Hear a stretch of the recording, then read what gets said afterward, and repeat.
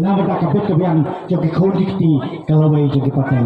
Tangan ini keginten, pembera bagajangan coba tak seni kalawai. Kodoshi.